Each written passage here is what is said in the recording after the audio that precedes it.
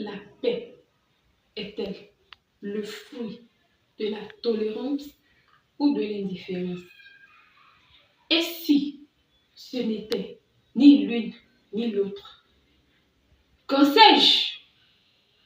Et vous, qu'en savez-vous? Il était une fois, dans un village, 3 frères en conflit qui ne se parlaient plus. Un jour survint une tragédie. Le plus jeune mourut dans un accident.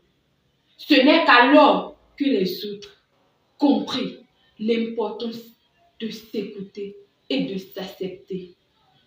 Mesdames et messieurs, la paix, ce mot qui apaise, ce mot qui rassure.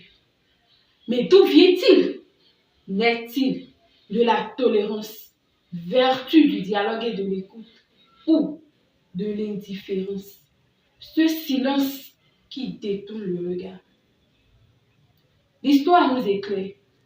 Au Japon, 12 religions coexistaient paisiblement. Pourquoi? Parce qu'elles pratiquaient la tolérance. Elles ne s'ignoraient pas, mais se respectaient. Cependant, lorsque cet équilibre fut bouleversé, la paix vacilla.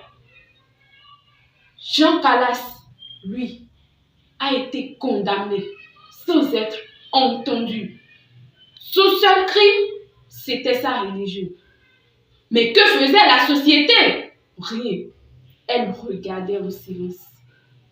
L'indifférence n'accuse pas, ne condamne pas, mais elle laisse faire.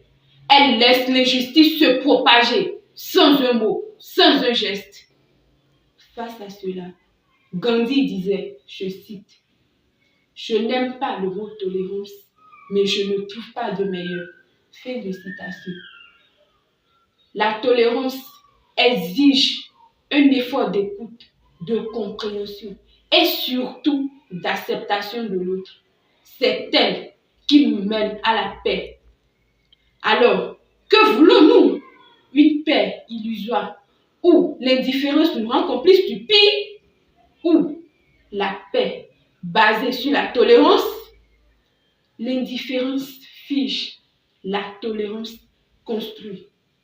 Et si nous voulons la paix, ce n'est pas dans le silence qu'il faut la rechercher, mais dans la voix de ceux qui osent écouter. Je vous remercie.